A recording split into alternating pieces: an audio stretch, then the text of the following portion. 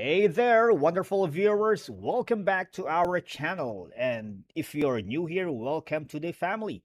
I'm so thrilled to have you join me for today's video because I'm going to walk you through how to enter expenses in QuickBooks online. All right.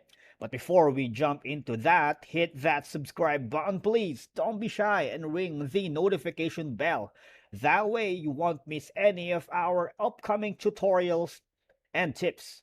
It keeps you in the loop for future content. Now, entering expenses in QuickBooks Online is a common task for businesses and individuals to track and manage their spending.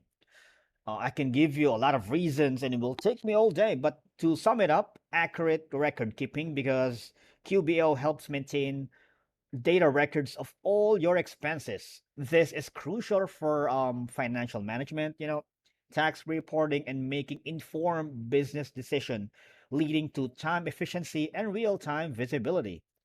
You also have the vendor management, tax preparation, integration for financial reporting. Now, the version that I have is simply you go to new option here where there's a four tabs that you might want to look into it. There's customers, suppliers, employees, and other. You all you gotta do is click on expense. Will take some time, and then if you already have an existing customer, you're gonna be all you gotta do is select it here. But for our training purposes, let's say we use our existing ones, which is this one. The payment account, you have a lot of options. Let's say cash and equivalents, allowance for bad debt, inventory asset. You can choose what's applicable to you. Let's say cash and payment date. So obviously you can choose whatever date it is.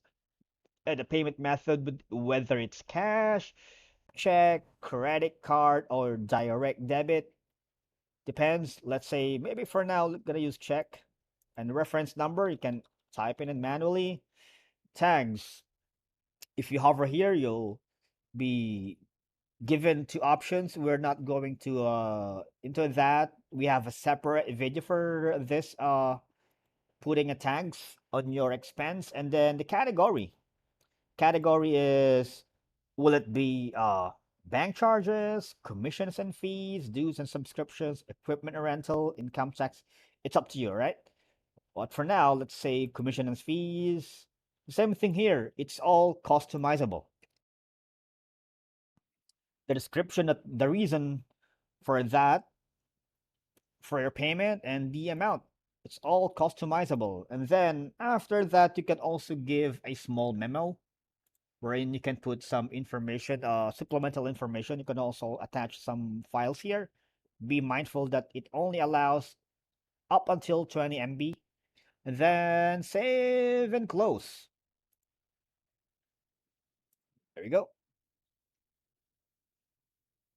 All right, expense 1, 2, 3, 4, 5, 6, 7 is now saved. And once again, if you enjoyed this video and you find it useful, spread the news. Please give it a thumbs up and consider subscribing to our channel. Thank you so much for watching, and I will see you again in the next video.